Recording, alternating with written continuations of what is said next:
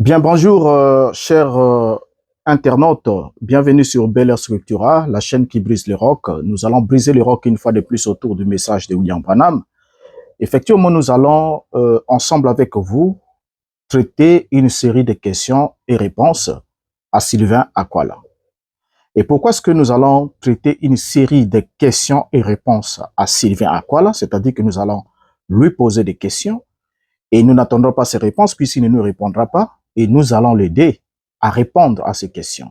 Et à la lumière, bien sûr, de la parole de Dieu et à la lumière aussi du message du temps de la fin. Alors, avant qu'on puisse entrer dans le vif de notre sujet, nous devons d'abord, ensemble avec vous, suivre un extrait de la vidéo sur lequel je suis tombé il y a de cela juste quelques instants.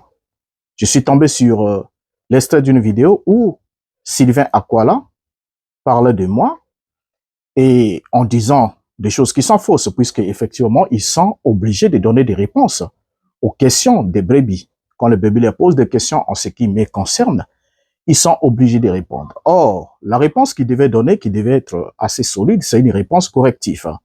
Et lorsqu'on parle de la correction, on doit utiliser les Écritures pour dire voilà, en rapport avec ce que la parole dit ici, ici et là, puisque la Bible dit toute écriture est inspirée de Dieu, toute écriture inspirée de Dieu est utile pour corriger. Donc, une correction qui n'est pas fondée sur les Écritures bibliques, c'est une correction qui est vaine. En fait, c'est juste des slogans qu'on lance et qui ne peuvent apporter aucune force en matière pour pouvoir justifier une correction quelconque afin de pouvoir statuer ceux qui sont des véritables croyants. Alors, avant qu'on puisse progresser ensemble avec vous, j'aimerais d'abord qu'on suive ensemble cet extrait de l'allocution de Sylvain Aquala et nous allons ensuite y revenir. Nous allons ensuite y revenir et analyser les propos qu'il va énoncer en ce qui me concerne et concernant le message. Et ensuite, nous allons développer le sujet ensemble, suivant avec beaucoup d'attention. De là, qui était à l'intérieur du pays, dit-on, il prêchait le message. Déjà à l'époque, je l'ai suivi. C'est le pasteur Godam qui l'avait invité. Moi, j'étais parti chanter chez le pasteur Godam. À l'époque, le pasteur Godam avait une église, je crois, vers les cimetières ici, là. Quelque part ici, là, vers les cimetières. Il a prêché des choses qui n'avaient ni tête ni queue. Oh, je n'ai pas compris. Il peut, non, Dieu, dans l'Afrique centrale, il y a quelqu'un et tout ça. Ah, dans le message de l'Afrique centrale, il y a ça. Et j'avais même dit au pasteur Godam, mais le type là, il sort d'où? Je ne le connaissais pas. Il dit non, mais je l'ai même rattrapé à la fin. Je lui ai dit, mais ce que tu prêches là, c'est... Aujourd'hui, nous parlons. Non seulement il a quitté le message, mais il est maintenant spécialiste en train d'attaquer Frère Branham violemment. Violemment.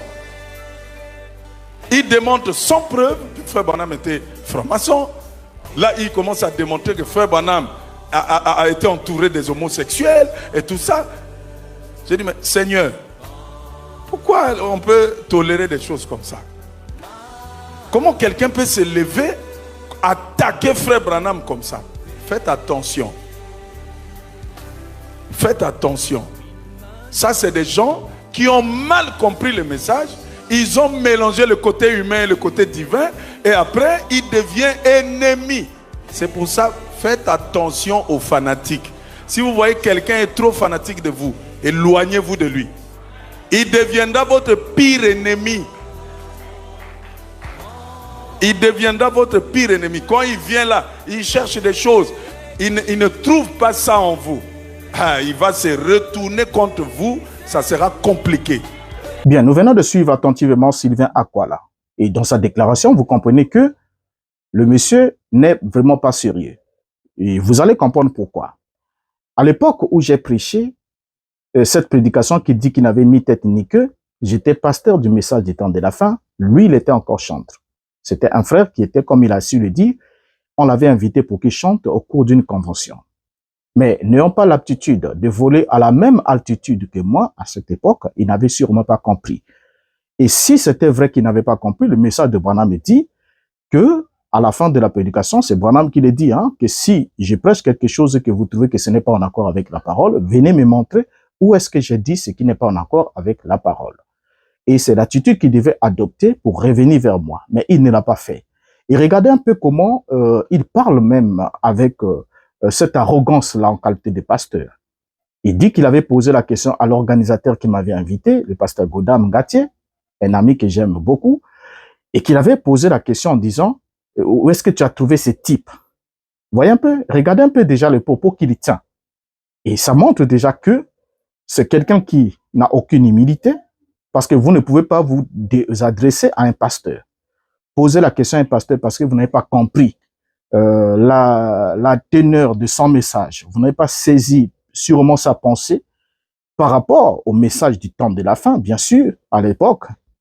Alors, vous ne pouvez pas poser la question en indexant, en qualifiant le pasteur de ce type.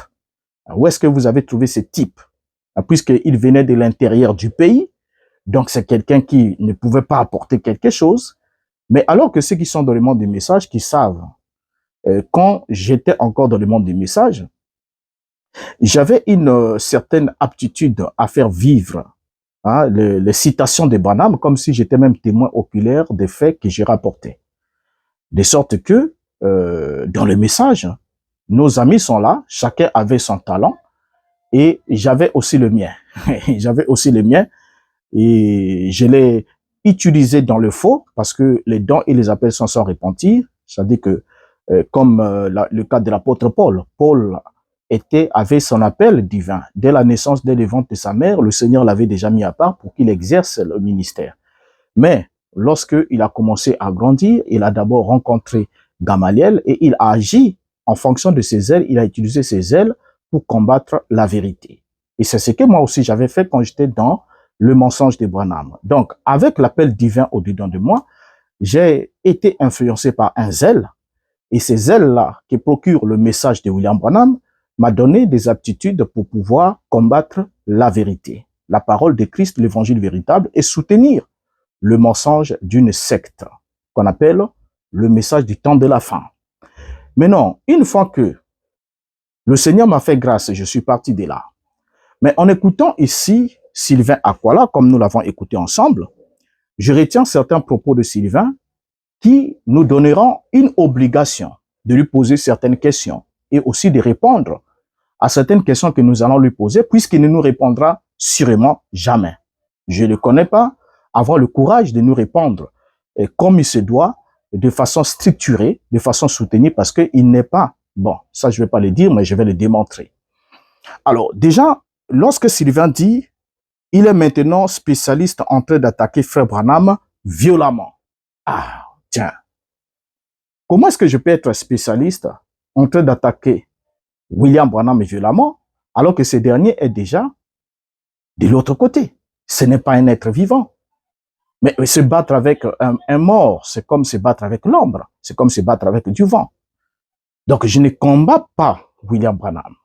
Je ne combats pas. Et il dit que il est maintenant spécialiste en train d'attaquer violemment Frère Branham. Il démontre sans preuve que Frère Branham était un franc-maçon. Et là, il commence à démontrer que Frère Branham était entouré des homosexuels. Et il grille, Seigneur, pourquoi on peut tolérer des choses comme ça?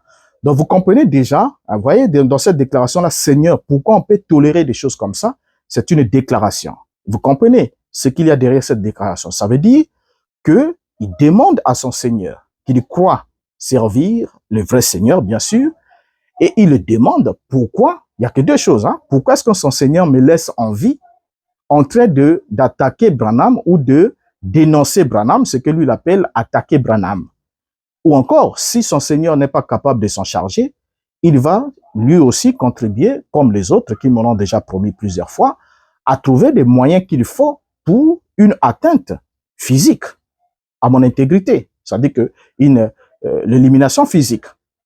Vous voyez déjà, donc vous sentez que dans ce genre de déclaration, il y a une haine viscérale qui est rendue manifeste. Or, là où se trouve la vérité, il y a généralement l'amour. Là où se trouve la vérité, il y a l'amour. Et là où se trouve l'amour, il y a la compassion.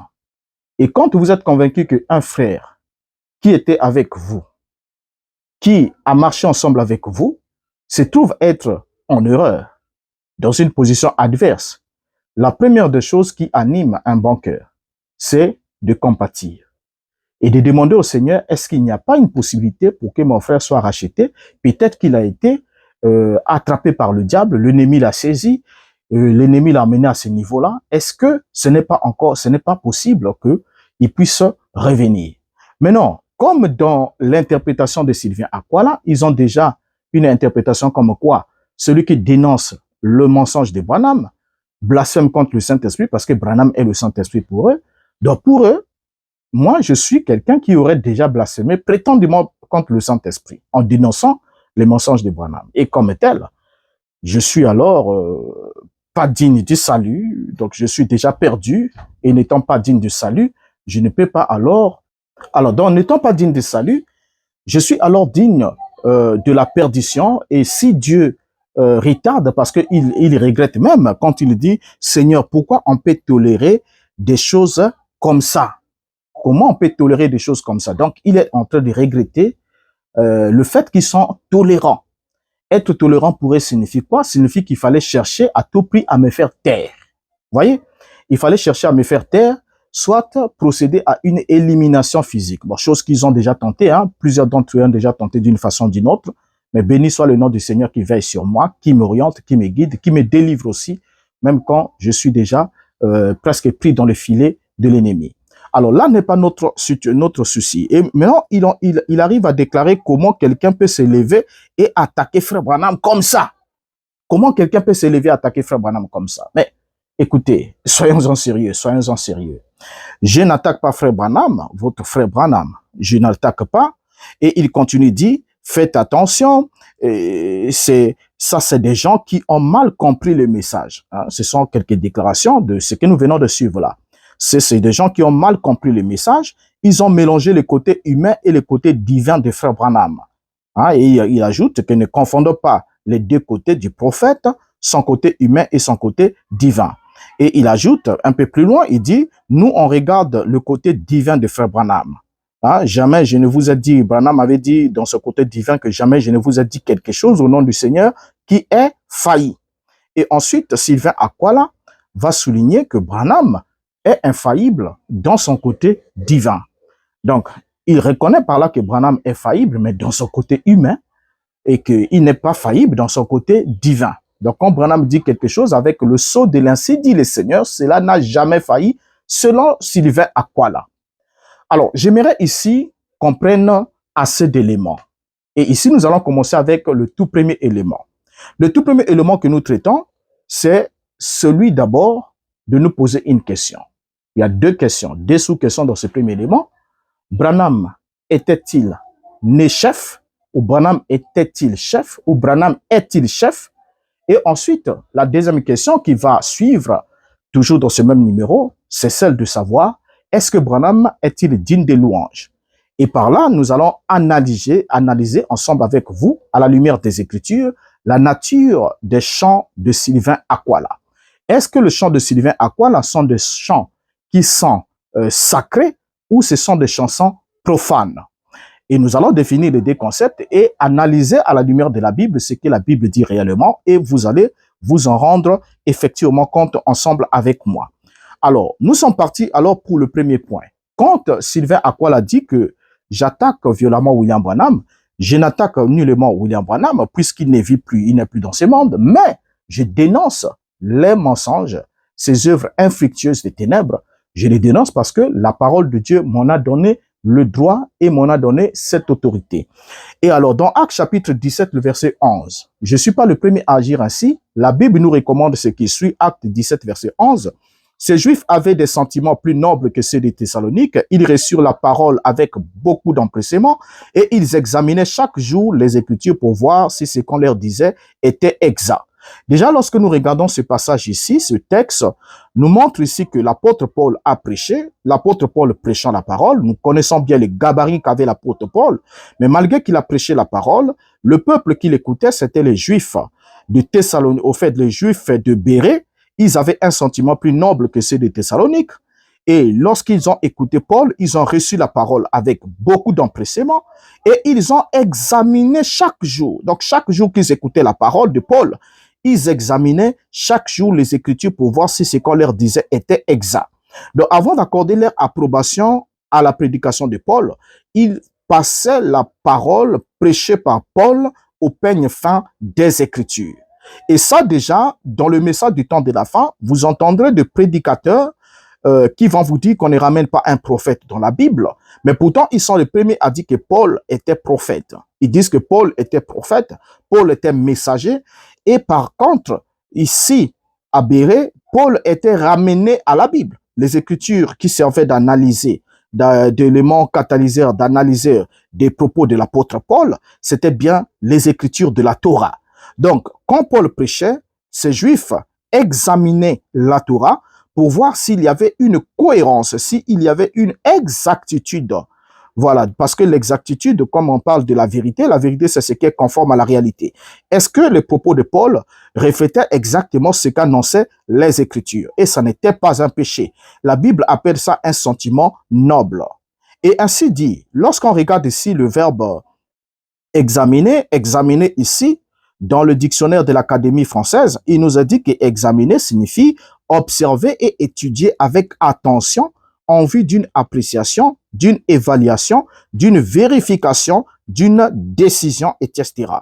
Voyez, et ça c'est déjà très important. Donc, s'il faut examiner les Écritures, on examine les Écritures pour observer, donc pour étudier avec attention les paroles de Paul, en vue d'une appréciation. Donc, avant que les disciples de Béret puissent accorder leur appréciation, il y avait d'abord une étude qui leur permettait d'effectuer une évaluation, soit une vérification, pour prendre ainsi une décision qui s'impose. Et dans le dictionnaire, la Bible, Bible dictionnaire, il a dit ce qui suit pour expliquer ce que signifie examiner. On nous dit ce que c'est. Qu'est-ce que examiner dans la Bible?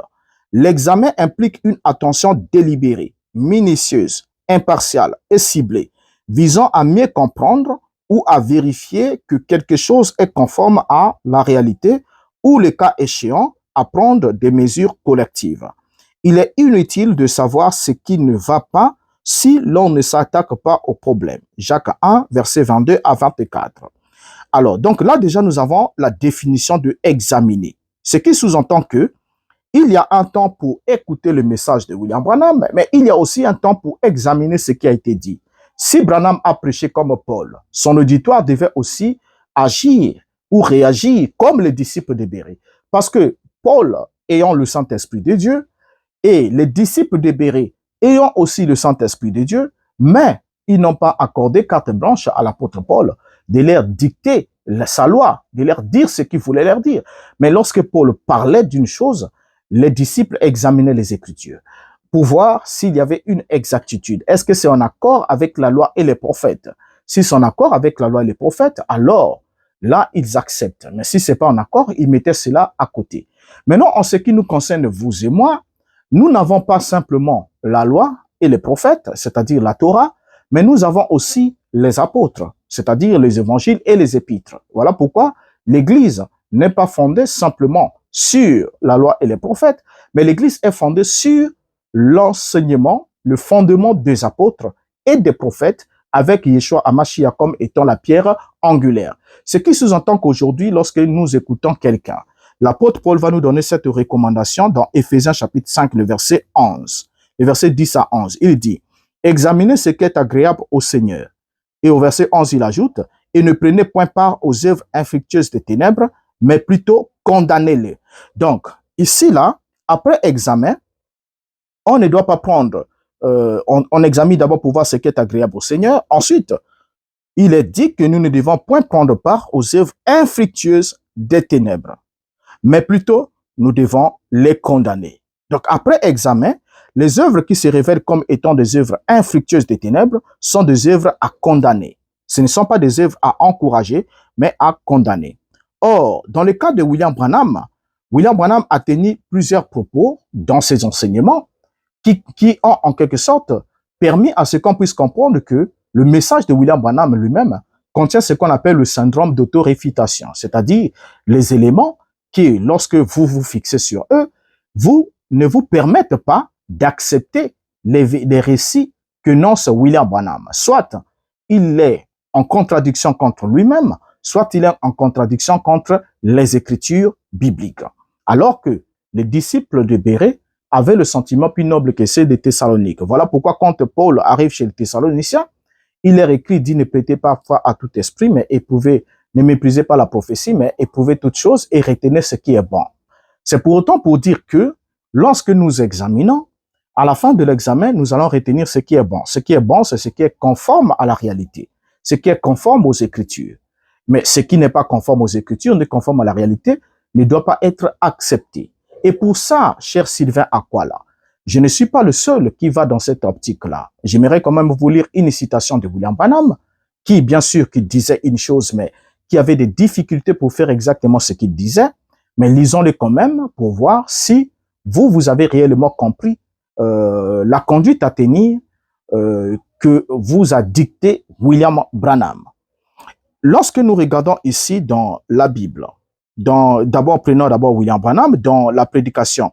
Les fidèles Abraham, prêché le 24 avril 59, le paragraphe 36 jusqu'au paragraphe 39. Qu'est-ce que nous lisons? Branham dit, si un ange vient auprès de quelqu'un et dit quelque chose qui n'est écrit dans les Écritures, qui n'est pas écrit dans les Écritures, ne croyez pas cela.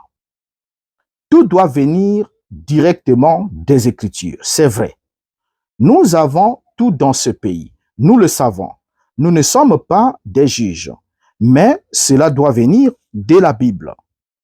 Joseph Smith a rencontré un ange, je n'en doute pas du tout. Mais quand il s'est éloigné de la Bible, c'est là que j'ai laissé tomber cela. Vous voyez? Juste là où il a abandonné la Bible. Dieu ne fera rien qui soit contraire à ce qu'il a déjà écrit. Il doit s'en tenir à sa parole. C'est vrai, c'est la raison pour laquelle je crois cela de cette façon. Il doit tenir sa parole, voyez-vous, car il est Dieu et il tiendra sa parole. Et tout véritable ange témoignera que c'est la vérité. Donc, vous voyez ici ensemble avec moi que William Branham est du même avis que moi en soulignant que si un ange vient auprès de quelqu'un et dit quelque chose qui n'est pas écrit dans les Écritures, ne le croyez pas. Ne croyez pas cela. C'est Branham. Donc, c'est Branham. Ce qui sous-entend que la parole même de tout ange doit être analysée à la lumière des Écritures. Vous voyez? Or, si William Branham lui-même avait déjà adopté cette même attitude qu'il est en train d'exprimer ici, qui est une répétition de ce que Paul a dit dans Galates chapitre 1, le verset 8, que même si un ange du ciel venait vous enseigner quelque chose qui est contraire à ce que nous avons enseigné, qu'il soit anathème, et William Branham ici souligne un fait très important. Donnons même la possibilité d'examiner la parole d'un ange. La parole d'un ange. C'est pas parce que c'est un ange qu'on doit accepter sa parole, parce qu'il y a des bons anges, il y a des mauvais anges. Mais non, si c'est la parole d'un ange, il faudra qu'on puisse examiner dans les Écritures. Si Branham dit que si quelqu'un vient, si un ange ou quelqu'un vient auprès de vous et vous dit quelque chose qui n'est pas écrit dans les Écritures, comment saurez-vous que ce qu'il a dit n'est pas écrit dans les Écritures? C'est lorsque vous étudiez les Écritures par rapport à ce qu'il vient de vous dire. Et si les Écritures confirment les paroles de l'ange ou les paroles de cette personne, vous les acceptez parce que les Écritures ont confirmé. Mais si les Écritures rejettent cela, c'est-à-dire qu'ils parlent à l'encontre des Écritures, cela ne doit pas être accepté. Et Branham donne un exemple, il dit Joseph Smith a rencontré un ange. Je n'en doute pas du tout. Mais quand il s'est éloigné de la Bible, c'est là que j'ai laissé tomber cela. Donc Branham ici montre une attitude noble. Il dit qu'il avait confiance en Joseph Smith, même quand il a dit qu'il a rencontré un ange, Branham a accepté. Mais Branham dit que lorsque Joseph Smith s'est éloigné de la Bible, c'est là où Branham a laissé tomber cela. Voyez, il dit, voyez-vous, juste là où il abandonne la Bible. Or, nombreux sont dans le message du temps de la fin, conscients qu'il y a beaucoup de points où Branham a abandonné la Bible. Beaucoup de points. Et vous allez les découvrir ensemble dans cette série de numéros que nous allons produire. Beaucoup de points où Branham a abandonné la Bible. Et au paragraphe 39, il dit, Dieu ne fera rien qui soit contraire à ce qu'il a déjà écrit. C'est Branham, c'est pas moi. Il ne fera rien qui soit contraire à ce qu'il a déjà écrit. Il doit s'en tenir à sa parole. C'est vrai. C'est la raison pour laquelle je crois cela de cette façon. Il doit tenir sa parole, voyez-vous. Car il est Dieu et il tiendra sa parole. Et tout véritable ange témoignera que c'est la vérité. Donc, tout véritable ange témoignera que la parole écrite est la vérité. Tout véritable ange témoignera que la Bible est la vérité. C'est ce que Branham est en train de dire. Maintenant, la question qu'on doit se poser, la toute première que je pose à Sylvain Akwala, est-ce que Branham était chef? Quand Branham était sur la terre, était-il chef? Je crois que vous allez répondre par l'affirmative, ou peut-être par la négation.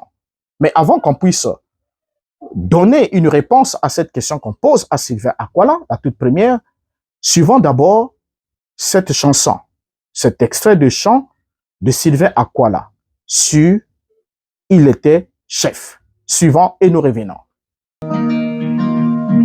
Oh, tu étais un chef, fait sur la terre, voilà pourquoi tu es honoré. Oh, tu étais un chef, fait sur la terre, voilà pourquoi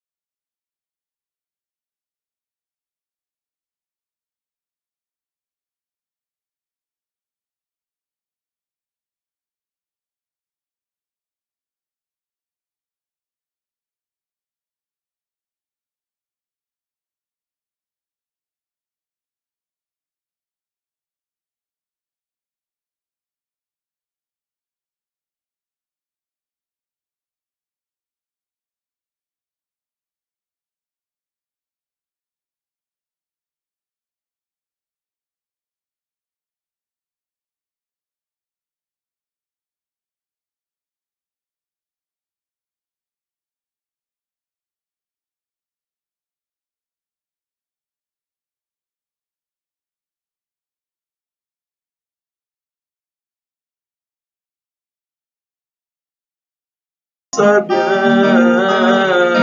Au Malachi 4, tu étais un chef, fait sur la terre, voilà pourquoi tu es honoré.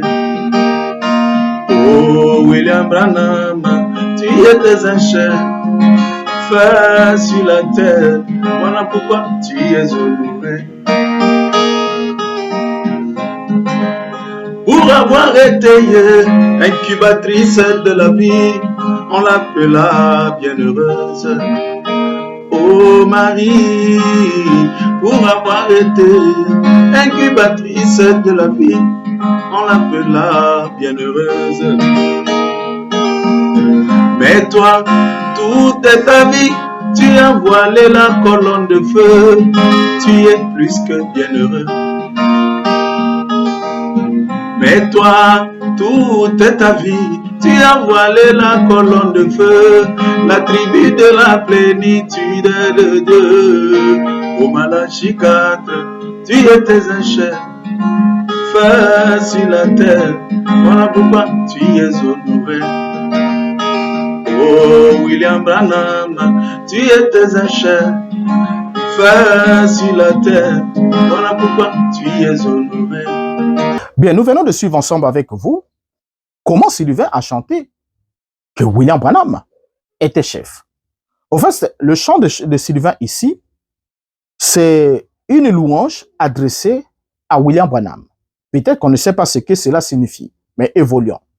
Déjà ici, ce qui a emmené Sylvain Akwala à chanter ce qu'il a chanté, commençant par la naissance de Branham, comment il est né sous la conjonction des 3 étoiles, et comment la colonne de feu est descendue sur son berceau, comment est-ce que le rouge-gorge a chanté, tout cela pour veiller à ce que tout se passe bien. Et ensuite, il a signifié le fait que quand Branham est allé de l'autre côté, on l'a reçu, on l'a placé sur un lieu élevé et on lui a dit que tu étais chef. Que si on t'a élevé ainsi, c'est parce que sur la terre, tu étais chef. Et en plus de ça, les gens là ont dit à Branham que notre précieux frère, si tu n'étais pas venu, nous ne serons pas arrivés ici au ciel. Donc, en d'autres termes, la confession de ces gens se repose sur le fait que Branham était venu. Donc, la venue de Branham leur a ouvert la porte du prétendu ciel, selon ce que chante Sylvain Akwala, qui n'est qu'une répétition de ce que leur a dit Branham. Ce qui sous-entend que les croyants du message de Branham, ce ne sont pas des gens qui ont accédé au salut à cause de l'œuvre rédempteur de Christ, l'œuvre rédemptrice de Christ.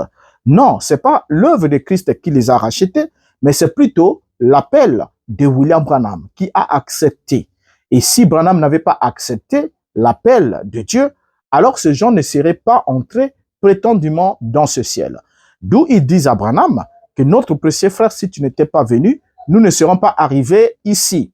En d'autres termes, ils sont en train de louer Branham pour être venu, et s'il n'était pas venu, et il n'aurait pas pu accéder à cette position-là du salut. Maintenant, ça, c'est ce que dit William Branham et ce que dit Sylvain Akwala, qui répète Sylvain Akwala, puisqu'il ne fait que répéter ce qu'il a lu dans les brochures de Branham. Maintenant, sur l'expression de la chefferie de Branham, j'aimerais qu'on commence là. Branham était-il chef ou est-il chef? Branham le déclare lui-même parce que c'est pas Sylvain qui a inventé, pour ceux qui ne le savent pas. Branham lui-même le dit dans les choses qui sont à venir, prêché le 5, 12e mois 65, le paragraphe 127, je lis ce qui suit. Ils m'ont soulevé, ses frères m'ont déposé sur un endroit surélevé. J'ai dit, pourquoi avez-vous fait ça? Il m'a dit, sur terre, tu étais un chef. Et il a dit, ces gens, ce sont ces gens-là. Donc, remarquez ensemble avec moi ici que la déclaration de Branham ici, Branham dit qu'on l'a placé dans un lieu élevé lorsqu'il est arrivé de l'autre côté, c'est-à-dire au ciel, selon la vision qu'il aurait eue de son prétendu ciel, puisque nous avons déjà parlé dans un numéro. Pour ceux qui ne savent pas, vous pouvez retrouver ça sur cette chaîne et juste retrouver le numéro où nous avons dit où irez-vous après ici. Et vous allez voir comment il y a une cacophonie dans cet enseignement, cette vision de William Branham. Était-il au ciel? N'était-il pas au ciel? Était-il au paradis? N'était-il pas au paradis? Était-il dans la 6e dimension? N'était-il pas dans la 6e dimension? Où était-il réellement? Branham est totalement confus à ce point. Maintenant, ici, n'est pas notre problème. Maintenant, le problème, c'est sur la terre, tu étais un chef. Cette déclaration-là qu'on a dit à Branham dans son récit fictif, dans ce récit qu'il a rapporté comme étant une vision. Parce que ce soit une vision, que ce soit la parole d'un ange, même la parole d'un ange descendant du ciel devait être examinée à la lumière des Écritures.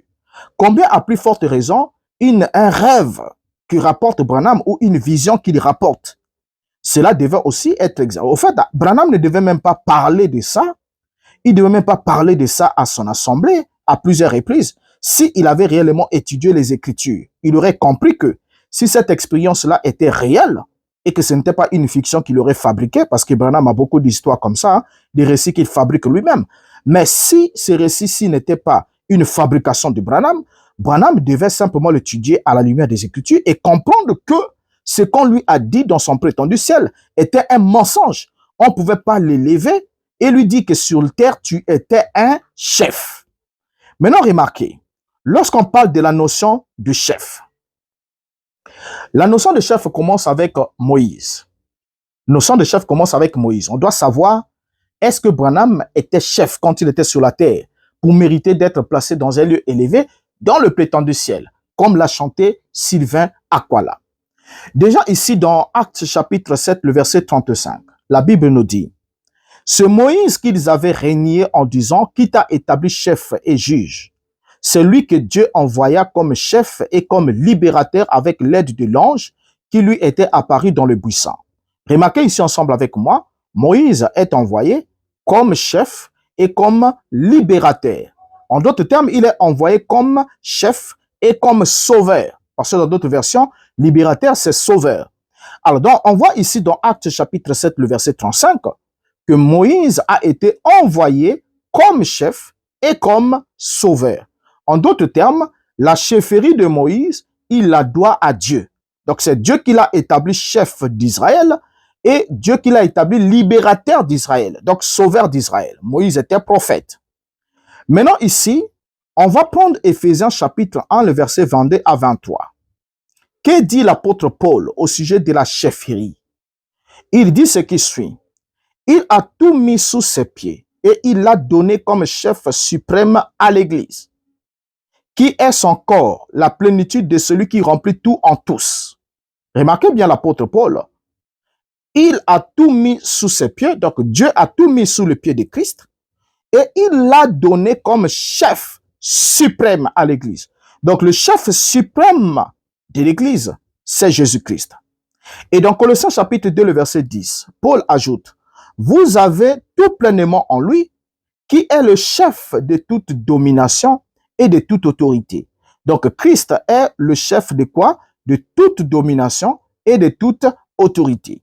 Et dans Hébreux chapitre 12, le verset 2, la Bible ajoute, « Ayons le regard sur Jésus, le chef et le consommateur de la foi, qui en vue de la joie qui lui était réservée, a souffert la croix, méprisé d'ignominie, et il s'est assis à la droite du trône de Dieu. » Donc ici aussi, on voit dans Hébreu que Jésus est le chef et le consommateur de la foi. Ça veut dire qu'il est le chef de notre foi, il est aussi le consommateur de notre foi.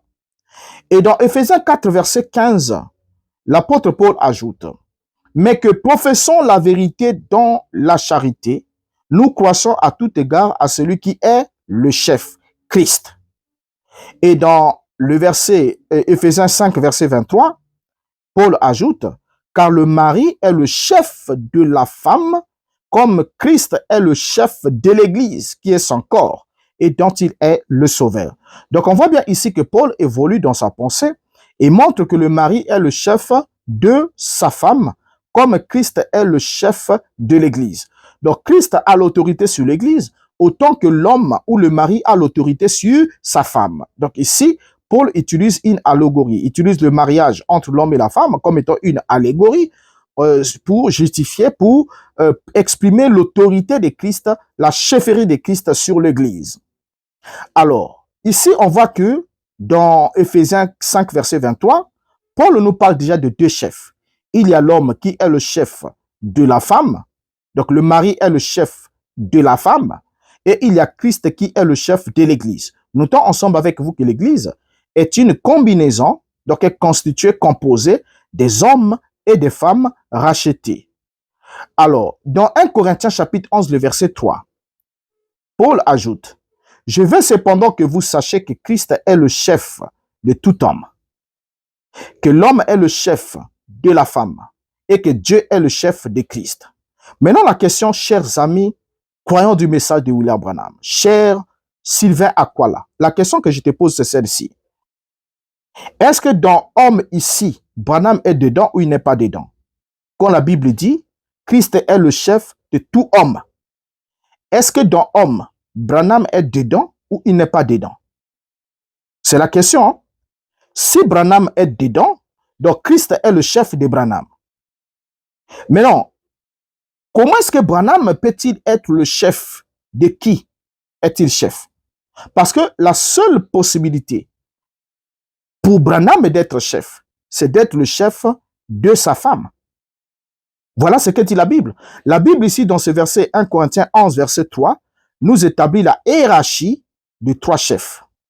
Il y a l'homme qui est le chef de sa femme, il y a Christ qui est le chef de tout homme, et il y a Dieu qui est le chef de Christ.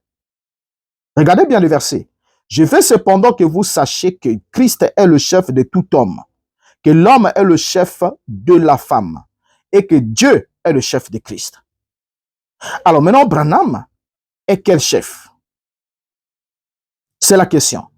Lorsque tu chantes que sur la terre, tu étais un chef, tu parles de quel chef? Chef de quoi? De famille? Est-ce que les gens là, c'était des Branham? C'était pas des Branham. Parce que Branham m'a même posé la question lorsqu'on lui a dit prétendument que c'est le temps où les prophètes sont recueillis vers le sien. Il a dit, est-ce que ces gens sont-ils des Branham? Et la voix lui a dit, ce ne sont pas des Branham, mais ce sont des convertis de ton ministère. Donc, si ce sont les convertis de son ministère, ça veut dire que ce sont les croyants. Et si ce sont des croyants, donc ce sont des membres de l'Église. Et si ce sont les membres de l'Église, alors, ils n'ont qu'un seul chef, qui est le chef suprême de l'Église. Un seul, l'unique chef de l'Église. Le chef de tout homme, c'est Christ. Et entre Christ et les autres hommes, donc après Christ, il n'y a pas un autre chef, sauf le mari qui est le chef de sa femme. Donc il y a une hiérarchie d'autorité. Il y a l'homme qui est le chef de la femme, et il y a Christ qui est le chef de tout homme là entrepose, c'est-à-dire les êtres humains masculins comme féminins, Christ est leur chef. Et ensuite, Dieu qui est le chef de Christ. Ça, c'est Paul, hein? C'est pas moi, c'est Paul. Donc pour Paul, Dieu est le chef de Christ. Et Christ est le serviteur de Dieu. Maintenant, là n'est pas la question. Je sais que là aussi, ça vous pose des sérieux problèmes. Mais là n'est pas la question. Maintenant, la question, celle qui demeure. Branham était chef sur la terre. De qui était-il chef? Il était chef de quoi? C'est la question. Il était chef de quoi? Parce qu'il n'y a pas de possibilité pour lui d'être exclu du lot de tout homme. Christ est le chef de tout homme. La preuve en est, quand il est arrivé dans ce prétendu endroit, il a dit où se trouve Jésus. On lui a dit, il est plus haut. Donc Jésus était plus haut. Il n'était même pas dans le lieu où lui il était. Et même quand elle a placé dans un lieu, un piédestal, Branham est toujours resté en bas. Et le chef suprême de l'Église, l'ultime chef, était plus haut, selon son expérience. Alors, de quoi Branham était-il chef ou de qui était-il chef? C'est la question. Vous allez dire des croyants qui sont là. Donc, du coup, la seule possibilité pour que Branham soit le chef de ces gens, Branham doit usurper la position de Christ. Donc, en prêchant que Branham et en chantant que Branham était chef, vous devez être capable d'évincer Christ. Faites exactement comme fait Edgar Ganfoy et Bill Edgar, que vous connaissez très bien, les Kentucky, je ne sais pas, Ben Mutombo et les autres, qui adorent sans ombrage William Branham. Parce que pour eux, lorsqu'on a dit à Branham que tu étais chef, sur la terre tu étais chef, ils ont compris qu'il n'y a qu'un seul chef, c'est Christ, le chef de l'Église. Ça veut dire que le seul chef, parce que si Branham n'est pas Christ, le chef de l'Église, donc il doit être, au fait, il ne pouvait pas être Dieu, parce qu'il était déjà en bas, Christ était déjà plus haut. Donc vous voyez déjà que la question est complexe.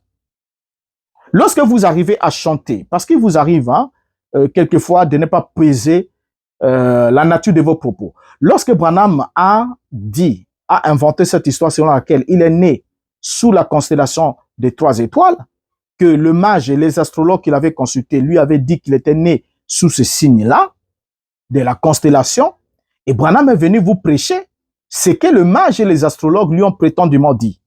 Mais lorsqu'on prend la carte du ciel, quelle que soit l'expérience, quand on prend la carte du ciel, déjà ce que Branham a rapporté sur la conjonction des planètes ne s'est pas produit en ces années-là. Alors, en plus de ça, ce sont les propos d'un astrologue que vous avez pris pour acquis. Si la Bible nous donne l'autorité d'examiner aussi même les paroles des anges, mais qu'en est-il à plus forte raison, les paroles d'un astrologue? Branham ne les a pas examinées. Branham, en vous disant qu'il est né sous la constellation des 3 étoiles, comme Christ, et il dit que l'ange lui avait dit que lorsque, on lui avait dit plutôt, cette femme-là lui avait dit, les astrologues lui ont dit que quand ces 3 étoiles se rencontrent de nouveau, c'est que Dieu envoie un autre grand don au peuple de la terre. Un autre grand don au peuple de la terre. Et vous croyez à ça. Un autre grand don signifie que le premier don, en commémoration du plus grand don que Dieu a envoyé sur la terre, c'est-à-dire son Fils, lors de sa première venue, et lorsque ça se croise de nouveau, c'est que Dieu envoie un autre grand don au peuple de la terre. Ce qui est totalement faux. Parce qu'il y a eu plusieurs conjonctions planétaires dans le temps, pendant ces 2000 ans, plusieurs conjonctions, mais qui n'ont jamais envoyé un autre don sur la terre. Et lorsqu'on parle de Branham qui est un autre don au peuple de la terre, quand on dit autre, signifie un don différent. Parce que autre signifie différent, qui n'est pas identique au premier, qui est autre. Ça veut dire quoi? Lorsque Dieu envoie un autre don, cela sous-entend que le premier don n'est plus effectif. C'est ce que ça veut dire simplement. Au fait, le but et l'objectif de Branham, c'était de vous emmener là où il a emmené les Edgar et les autres. C'était ça son objectif, de vous emmener à ça. Maintenant, vous aimez chanter dans le zèle. Vous lisez juste la lettre du message et vous chantez la lettre du message, mais n'ayant pas compris l'esprit de la pensée de Branham. Parce que dans l'esprit de la pensée de Branham, même si Branham disait que j'adore Jésus, mais il le faisait de façon artificielle. Parce que la profondeur, il ne parle pas de Jésus qui était dans l'histoire. Branham dit que nous adorons Jésus en vous. Nous adorons Dieu en vous. Christ en vous, l'espérance de la gloire, la parole faite chère maintenant, qui est la véritable expiation, selon Luc 17, 30 et Malachie 4, qui dit que Dieu reviendrait au milieu de son peuple dans une forme humaine pour être un prophète. Donc c'est Dieu qui est revenu dans une forme humaine pour être un prophète. C'est Branham. Soyez capables d'assumer vos propos comme les autres. Vous voyez que les autres là-bas, ils n'ont pas de problème. Ils ont assumé leurs propos. Ils disent que c'est ça le message de Branham. Nous adorons Branham. Mais vous aimez chanter ça, que le mage envie l'étoile. Mais quand les mages envient l'étoile en Orient, qu'est-ce qu'ils ont dit? Nous avons vu son étoile. Et la suite, c'est quoi? Nous sommes venus. Pourquoi? Pour l'adorer. Donc, si vous avez vu la constellation des étoiles au-dessus de la naissance de Branham, vous êtes dans l'obligation d'adorer Branham. Pas de l'adorer en cachant le trône. Parce que c'est ce qu'on va démontrer que vous faites. Pas de l'adorer en cachant le trône, mais de l'adorer de façon ouverte. Comme les autres le font. Parce que les mages ne sont pas allés adorer derrière la maison. Ils ont vu l'enfant. Ils ont ouvert leur sac, ils ont sorti les présents et ils ont d'abord adoré, ensuite ils ont donné les dents. Voilà. Donc, ils ont d'abord rendu hommage. Voyez. Donc c'est ce que vous lisez. Et maintenant, Branham vous a amené à ce point-là pour vous dire que lorsque vous voyez aussi ma naissance, ce qui s'est passé avec Jésus, c'était l'ombre des choses à venir. N'est-ce pas? La citation, vous ne la connaissez pas, vous voulez qu'on vous la lise aussi?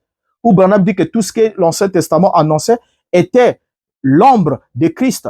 Et par conséquent, Christ était l'ombre des choses à venir. Donc même Christ là, selon Branham, était l'ombre des choses à venir. Donc si Christ était l'ombre des choses à venir, donc ça veut dire que la naissance de Christ par la Vierge, c'était l'ombre de la naissance de Branham. La résurrection de Christ, là-bas, c'était l'ombre de la résurrection de Branham. Seulement, dans l'ombre, il y a le naturel, mais dans la réalité, il y a le spirituel. C'est ça ce que Branham a voulu vous enseigner. Et c'est pas un lapsus, hein. Branham le dit très fort, très haut et très fort, que Christ était l'homme des choses à venir. Voilà pourquoi il va plus loin, il dit que la parole qui est descendue du temps des apôtres ne marchera pas aujourd'hui. La parole du temps de Jésus ne marchera pas aujourd'hui. C'est Branham qui l'a dit. Mais non, si Branham l'a dit ainsi,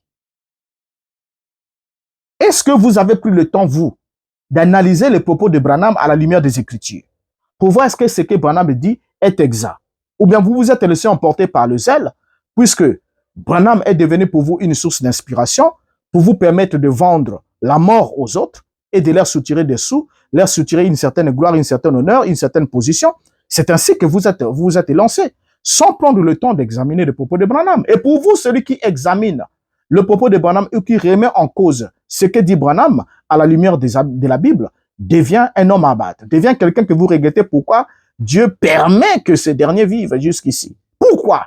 Pourquoi Dieu permet ça qu'on attaque Branham? Non, on n'attaque pas Branham, mais on attaque les hérésies que Branham a données comme enseignement. Les hérésies que vous êtes en train de relayer. Alors, la question demeure, Branham est chef de qui ou de quoi? Parce que par définition, un chef est une personne qui dirige, est une personne qui commande, est une personne qui est à la tête d'un groupe, d'une institution ou encore d'une équipe. C'est cela le chef. Maintenant, lorsqu'il a dit que Branham était chef, il était chef de quoi? Scripturalement. Il faudra que la réponse soit dans les Écritures. Parce que Paul parlant, les apôtres parlant dans les Écritures nous ont montré un seul chef. Le chef suprême de l'Église avec l'article défini. Pas indéfini pour qu'on dise que non, un chef suprême, ça veut dire que comme on dit un, Ça veut dire que ça peut aussi un peu appeler aussi des. Mais ici, on parle de le chef. Alors, lorsqu'il est parlé du chef, par définition, quand on va dans Larousse nous dit ce qui suit.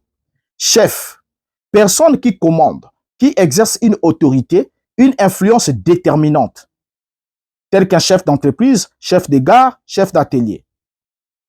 Et dans Centre national des ressources textuelles et lexicales, il est dit, chef signifie personne à laquelle on reconnaît le premier rang pour guider un groupe, pour orienter son action. Maintenant, cher Sylvain Akwala, Branham avait-il le premier rang pour guider un groupe? Et c'est lequel? Parce qu'il y a un seul groupe. Christ dit, les autres brebis, il y a encore d'autres brebis qui ne sont pas de cette bergerie. C'est là, il faut aussi que je les amène. Et il y aura un seul troupeau et un seul berger. Le seul troupeau, c'est l'Église. Le seul berger, c'est Christ, qui est le souverain berger. Donc, c'est lui qui est le seul chef. C'est lui qui occupe le premier rang. Le premier rang. Il est le chef suprême. Donc, en cette qualité, il est la personne qui occupe le premier rang dans la structure de l'Église. Maintenant, Branham était quel chef? Chef de l'âge de la Odyssée. Chef du message du temps de la farce, de la fin. Branham était quel chef? Parce que quand on parle de ces choses-là, vous dites non, voilà, il est en train d'insulter Branham. On n'insulte pas. On vous pose des questions et vous devez être capable de nous répondre. Parce que c'est ce poison-là que vous avez vendu. Vous avez mis dans les chansons, vous avez vendu et vous êtes en train de vendre, de saupoudrer tout le monde avec. Et nombreux sont ceux qui ne savent pas que rien qu'en écoutant des chants blasphématoires, ils blasphèment avec vous. Branham était quel chef? C'est la question. Et avant qu'on puisse chuter, on va alors prendre ce point. Lorsque Branham parle de chef, parce que ici nous savons que le seul chef, bibliquement parlant, c'est Jésus-Christ. Le seul chef. Christ est le chef de tout homme. L'homme est le chef de la femme et Dieu est le chef de Christ. Donc dans l'ordre hiérarchique, c'est bien établi. Et lorsque Paul dit Christ est le chef de tout homme, lui-même Paul fait partie de tout homme. Et Paul ne dit pas quelque part, et moi je suis votre chef. Paul ne le dit pas. Même lorsque Paul conteste contre l'église de Corinthe, commence à dire nous sommes ceux de Paul, ceux d'Apollos, tout ça là. Mais Paul a combattu cela. Il dit Christ, Paul, ni Christ, ni Paul, ni Paul, ni moi, ni Apollos, personne n'est mort pour vous. Personne n'a été crucifié pour vous. Et vous n'avez été baptisé au nom de personne. Donc ça veut dire que nous sommes vos frères. Bien que nous ayons l'autorité, en tant que c'est à qui nous sommes vos maîtres, c'est-à-dire que nous sommes vos enseignants, nous devons vous enseigner la parole, vous orienter. Mais hiérarchiquement, spirituellement, la hiérarchie spirituelle impose que le chef soit le Christ, qui soit le chef suprême de l'Église. Donc, Christ est le chef de tout homme. Dans tout homme, il y a Paul. Et si Branham faisait aussi partie de l'Église, ce qui n'était pas le cas, Branham devait aussi être sous le commande de Christ. Mais déjà, Branham est chef dans une structure qui est hors celle de l'Église. Parce que s'il est chef, il est chef de qui? Parce que la seule possibilité pour lui d'être chef, c'est être chef de Méda, sa femme. Ou s'il avait une entreprise, il devait être chef de son entreprise. À moins que vous puissiez nous dire que le message du temps de la fête, c'est l'entreprise de William Branham. Oui, ça au moins nous le savons. De ce côté, peut-être que ça peut marcher dans ce côté-là. Qu'il était chef d'entreprise, l'entreprise dénommée Voice of God Recording. Peut-être dans ce sens-là. D'abord, Voice of God Recording a été créé après que Branham soit parti. Mais on a dit à Branham que sur la terre, tu étais chef. Il était chef de qui? De quoi? Et n'oublions pas que quand on dit ça à Branham, nous sommes dans les années, à la fin des années 50. Donc avant les années 60, que Branham a inventé, a parlé de cette histoire pour la première fois. Donc, Branham était chef de quoi? De qui? Parce que vous dites que vous le levez. Parce que pour vous, ça justifie alors le fait que, lorsqu'on vous dit aujourd'hui que Branham a terminé sa mission, Parce que Jean-Baptiste a effectué sa mission. Hein. Il ne s'est pas écarté de la scène avant que Jésus vienne. Et quand Jésus est venu, Jean s'est éclipsé. Il dit, il faut qu'il croisse et que moi, je décroisse. Maintenant, vous dites que Branham a reçu la commission comme Jean-Baptiste. C'est ce que Branham vous a enseigné. Il a reçu la commission comme Jean-Baptiste de préparer la seconde venue de Christ. Et vous prêchez même que Christ est déjà venu. Mais Christ est déjà venu, mais seulement votre Jean-Baptiste ne peut pas décroître. Et lorsqu'on veut le faire décroître pour faire croître Christ, vous dites non, non, on peut pas, il faut parler de Branham toujours, on peut pas diminuer Branham, on peut pas, ils ont des problèmes parce qu'on cite le nom de Branham, ils veulent pas du nom de... Qu'est-ce que le nom de Branham viendra faire dans la rédemption? Le nom de Paul a fait quoi? Le nom de Paul et de Pierre ont fait quoi? Pour le salut de ceux qui ont cru. Maintenant, qu'est-ce que le nom de Branham viendra chercher dans l'histoire de la rédemption? Il viendra chercher quoi? Si c'est un serviteur qui a servi réellement, bon, ce n'est pas le cas, mais si c'est un serviteur de Dieu comme vous pouvez le penser, c'est qu'il a servi, il a accompli sa mission, il est parti.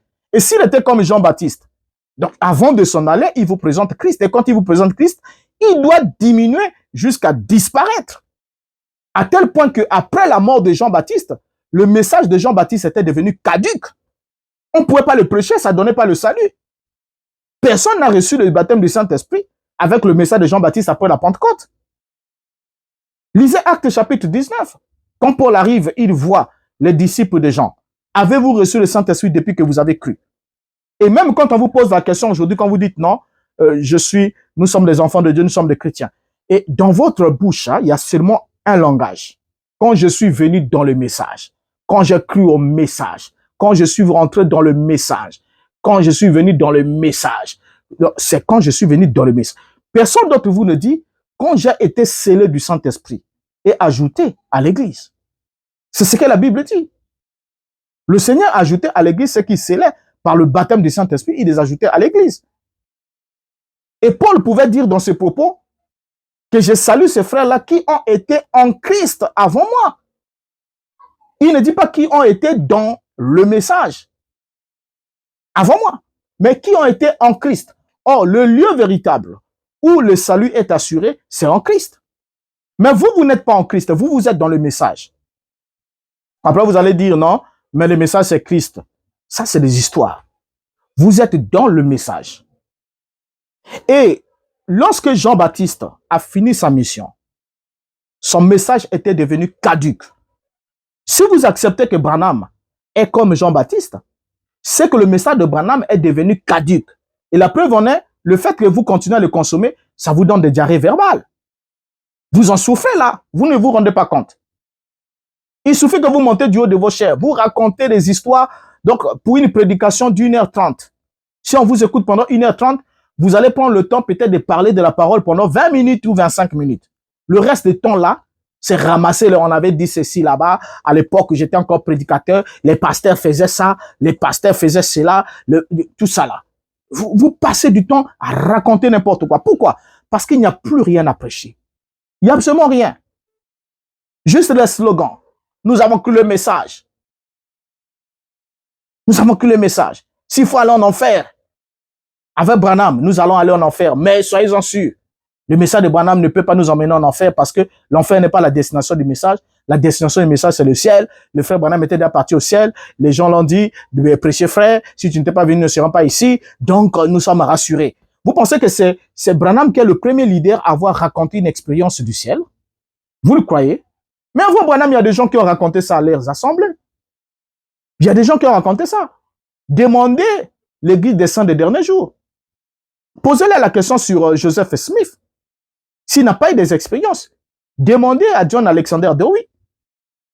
Demandez à ces gens-là, à tous ces gourous. Posez-leur la question sur les expériences. Demandez à Abdou Rishin du mouvement de message de Graal. Posez-leur des questions. Sans oublier même les Raël avec les extraterrestres. Chacun d'eux a une histoire fictive, inventée. Et dans cette histoire, il se présente comme étant le point central, le circuit intégré d'un système qui doit vous garantir le salut. Et Branham n'est pas le premier à vous avoir raconté cette blague. Ils sont nombreux qui viennent toujours avec ça. Et vous avez cru à ça bonnement. sans pouvoir examiner ça à la lumière des Écritures. Et lorsque on veut aider quelqu'un qui n'a pas laissé son cerveau dehors, qui a au moins sa matière grise et qui respecte sa matière grise, à réfléchir, à examiner. Et pour vous, ça devient un problème. Pourquoi, Seigneur, tu permets que quelqu'un comme ça puisse attaquer Frère Branham? Oh Dieu, soyons sérieux entre nous. Branham était chef de quoi? C'est la question. De quoi était-il chef? Quand nous lisons Branham, hein, je vais vous montrer maintenant là où Branham était chef. Et vous allez voir, et je crois que vous allez dire amen à ça. Dans la prédication, le seul lieu d'adoration auquel Dieu a pourvu, prêché le 28 novembre 65, le paragraphe 148. Que dit Branham? Eh bien, avez-vous remarqué ce qui se passe 3 ans après qu'une grande série de réunions a eu lieu? Une dénomination prend naissance. Voici 20 ans, maintenant, il n'y a pas eu de dénomination. Or, cher agneau mourant, puisque cela n'est jamais arrivé, si je m'en vais dans cette génération, puissent les gens qui croient ce message ne jamais s'arrêter pour former une dénomination. Dieu va, vous mourriez sur le champ, ne l'oubliez jamais. À l'heure même où vous aurez l'idée de former une dénomination parmi vous, peu importe à quel point vous êtes sincère, à l'instant où vous prendrez pour chef un homme au lieu du Saint-Esprit pour confirmer cette parole, à cette heure-là même, vous mourrez. La véritable sémence ne pourra pas faire cela, parce qu'il ne reste rien après la sémence. C'est la même chose qui était au commencement. C'est l'épouse qui est tombée en terre afin de produire de nouveau un grain de bleu. Remarquez cette citation. Elle dit tout, hein? Branham est en train de prier et Branham dit, remarquez ce qui se passe 3 ans après qu'une grande série de réunions ait lieu. Que dit Branham? Une dénomination prend naissance. Il dit, voici 20 ans maintenant, il n'y a pas eu de dénomination.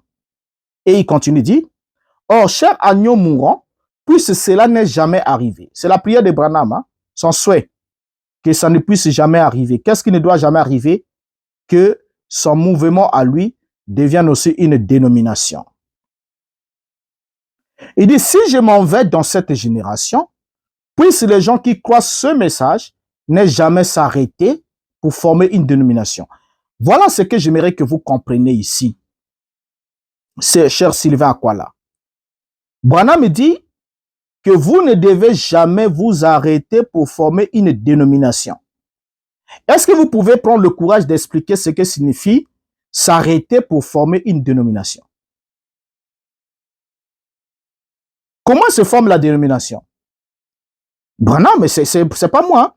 Je m'en vais dans cette génération. Si je m'en vais dans cette génération, puissent les gens qui croient ce message ne jamais s'arrêter pour former une dénomination. C'est quoi s'arrêter? S'arrêter signifie mettre un point d'arrêt, mettre un point final, ne plus accepter d'avancer, ne plus accepter d'aller plus loin. Donc, ça veut dire mettre des bornes. Et Branham dit ne pas s'arrêter pour former une dénomination. Donc, si seulement vous vous arrêtez, vous formez une dénomination, c'est ça. La dénomination, selon Branham, la définition de Branham, quand il parle de la dénomination, il parle du fait de s'arrêter. Branham dit, Dieu va, vous mourriez sur le champ. Donc, sur le champ que vous allez vous arrêter pour former une dénomination, vous mourriez. Et il vous a dit, ne l'oubliez jamais. À l'heure même où vous aurez l'idée, pas même vous avez fait, hein, seulement l'idée. Or, vous, aujourd'hui, vous n'êtes pas seulement dans l'idée, mais vous l'avez déjà fait. Mais regarde ce que dit Branham. À l'heure même où vous aurez l'idée de former une dénomination parmi vous. L'idée seulement. C'est pas même à passer à l'acte, mais seulement l'idée de former une dénomination parmi vous. Peu importe à quel point vous êtes sincère, à l'instant où vous prendrez pour chef un homme, c'est pas moi, c'est Branham, à l'instant où vous prendrez pour chef un homme, maintenant répondez-moi, Branham est-il votre chef? Était-il votre chef ou est-il votre chef? Vous ne pouvez pas dire non. Si vous dites oui, dès que vous avez pris pour chef un homme, et si vous avez pris pour chef un homme, vous êtes une dénomination, selon la définition de Branham. Donc arrêtez de continuer à attaquer les autres systèmes pour dire que ce sont des dénominations. D'abord, vous ne comprenez même pas le contexte, le contenu de ce mot dénomination. Branham vous explique ici ce que lui, il entend par dénomination. Il dit à l'instant où vous prendrez pour chef un homme. Est-ce que dans un homme ici, c'est pas Branham? Branham n'est pas dedans. À l'instant, bon, si vous dites que Branham n'est pas dedans, donc Branham n'est pas un homme. Si Branham n'est pas un homme, donc il doit être Dieu, parce qu'il n'y a que le contraste entre un homme et Dieu. Donc, si Branham n'est pas Dieu, il est un homme. Et si Branham est un homme et qu'il était votre chef, il est votre chef. À tel point que Branham dit, au lieu du Saint-Esprit pour confirmer cette parole, à cette heure-là même, vous mourrez. Donc, le fait que vous prenez Branham comme celui qui doit confirmer la Bible, c'est ce que Branham est en train de dire, celui qui doit confirmer cette parole, vous mourrez à l'heure même. Vous mourrez. Parce que seul le Saint-Esprit est censé confirmer la parole, mais pas un homme. C'est-à-dire quoi? Pour lui, Branham, la dénomination, c'est le fait que vous vous arrêtez à interpréter à l'interprétation des Écritures venant d'un homme. Et vous rejetez de continuer à avancer avec le Saint-Esprit. Parce que Moody avait dit, parce que Knox avait dit, parce qu'un tel avait dit. Et vous restez avec ce qui avait été dit. Et voilà pourquoi vous répétez dans vos chairs, Frère Branham a dit. Et même vous dites ça même mal. Certains de vous dites Frère Branham dit. Frère Branham ne dit pas. Il est mort depuis longtemps. Il faut pas parler au présent comme s'il était là. Branham est mort depuis longtemps. Mais il faut dire Frère Branham avait dit. Ou Frère Branham a dit, avait dit, a dit. Et en comprenant que vous vous nourrissez des restes d'une autre génération. Et du coup, vous vous êtes arrêté. Vous avez refusé d'avancer. Et si vous vous êtes arrêté, Branham dit vous êtes mort. C'est pas moi qui l'ai dit. Vous pouvez grincer les dents, mais Branham dit vous êtes mort. Et ça, moi, je ne fais que vous informer. Que vous êtes mort. Le fait seulement de chanter que Branham était chef, de croire que Branham était chef, de dire que vous croyez que Branham était chef, et de le prendre comme votre chef, ça veut dire qu'il est le chef. Parce que là-bas au ciel, on l'avait placé sur un lieu élevé. On lui a dit que tu es chef. Donc Branham est notre chef. Si Branham est votre chef, vous êtes mort. Branham le dit que vous êtes mort. Parce que vous vous êtes arrêté et vous avez l'idée de former une dénomination. La dénomination, c'est quoi? C'est le fait de s'arrêter autour de l'éclairage des Écritures apportées par un homme. C'est-à-dire que Branham vous a lu certains versets bibliques et Branham vous a expliqué certains versets. Il y a même beaucoup de versets dans la Bible que Branham n'a pas pu expliquer. Il y a même d'autres livres que Branham n'a même pas touché pour prêcher. Hein, vous prenez la Bible là. Comme vous dites, Branham a prêché toute la Bible. Il y a des passages bibliques, même des livres entiers que Branham n'a pas touché, tels que Lamentation de Cantique des Cantiques. Branham n'a pas touché. Il n'a pas touché. Ou Lamentation, il n'a pas touché. Donc il y a des livres entiers que Branham n'a pas touché pour prêcher la parole. Et des versets que Branham n'a pas expliqués, même dans l'Apocalypse. Apocalypse chapitre 3, le verset 12. Celui qui vaincra, j'écrirai sur lui le nom de mon Dieu, le nom de la vie de mon Dieu, la nouvelle Jérusalem qui descend du ciel d'auprès de mon Dieu, et mon nom nouveau. Branham n'a jamais expliqué ça. Prenez la brochure, Âge de Philadelphie, prenez l'exposé en livre, arrivez là, vous verrez que Branham n'a pas expliqué ça. Chaque fois que, même quand il a prêché les âges de l'Église avant 1960, il n'a pas expliqué ça. Et même dans les prédications détaillées, vous tapez sur le moteur de recherche, Branham n'a jamais expliqué ça. Parce que ça le dépasse. Déjà, quand il commence dans la vision de Patmos, il dit la révélation ultime que Dieu aimerait vous apporter ici, c'est celle de la divinité suprême du Seigneur Jésus-Christ. Vous ne ferez pas de progrès si vous ne croyez pas à ça. Branham avait déjà dit ça. Et quand il arrive alors dans l'âge de Philadelphie, Branham a des problèmes. Et quand il lit ces versets-là, vous allez voir qu'il les lit juste, il n'explique pas, il est passé. Parce que ce verset lui a posé de sérieux problèmes. par rapport à ce qu'il a dit précédemment. Alors, donc, vous comprenez ensemble avec moi que vous ne devez pas jouer. Au fait, si vous voulez vous amuser avec votre âme, parce que vous avez déjà établi votre destination, mais laissez les autres âmes tranquilles. Et lorsque vous voulez parler de Mbota, dites la vérité. Et lorsque vous voulez parler pour dire qu'il parle sans preuve, vous apportez des preuves scripturaires. Pour dire le contraire. Quand il a dit qu'il était avec le franc-maçon, il était franc-maçon, et avec les homosexuels, voilà, en réalité, ce n'est pas ça. Voilà là où il n'a pas compris ça et ça et ça et ça. Branham me dit ça ici, ou bien la relation qu'il avait ici, lui, il n'a pas compris ça. C'est comme ça que tu peux aider ces gens. Mais quand tu viens seulement parler à la volée, tu ne les aides pas. Et quand tu dis que c'est sans preuve qu'on parle, on dénonce Branham sans preuve. Tu mens. Parce que tu n'as jamais pris le temps de nous écouter, de nous suivre.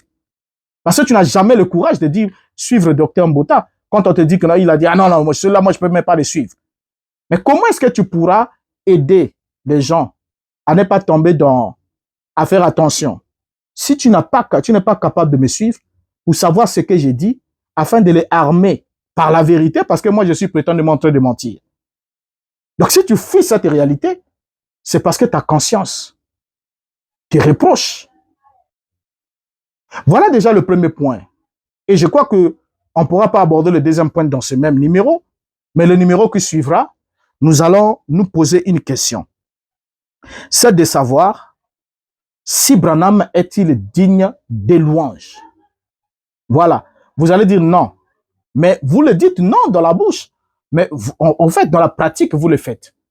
Vous agissez exactement comme Branham, qui dit une chose, mais qui agit contrairement à ses propos. C'est ça qu'on appelle de l'hypocrisie.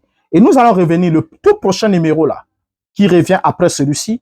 Nous parlerons, nous poserons la question de savoir si Branham est digne de louange. Et par là aussi, ça nous permettra d'analyser la nature de vos chants. Est-ce que ce sont des chants sacrés, inspirés par Dieu, à la louange de sa gloire, ou bien ce sont des chants profanes, qui n'ont un seul objectif que le divertissement en vue de la perdition de ceux qui écoutent.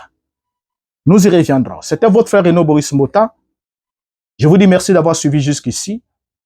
Laissez-nous des réponses en commentaire. Si vous pouvez aider Sylvain Akwala à nous répondre, laissez-nous des réponses en commentaire et faites-lui parvenir ces liens et qu'il puisse contribuer aussi par des réponses, que ce soit par voie directe ou indirecte.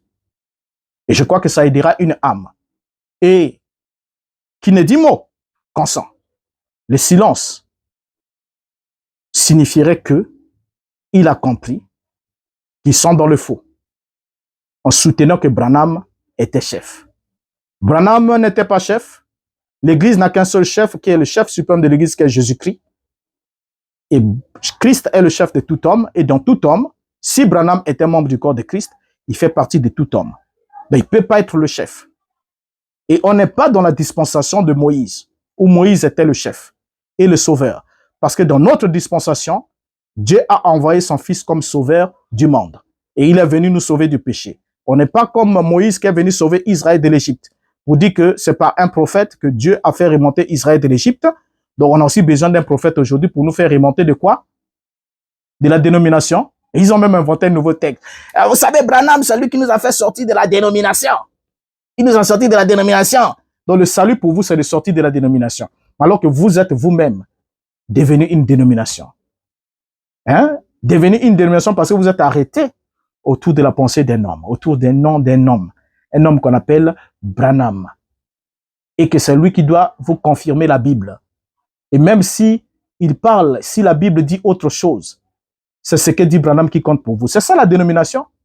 Quand je vous entends dire que même si ta chemise est blanche, et si Branham te dit que ça c'est le noir, tu dois croire à partir de là que la chemise là est noire.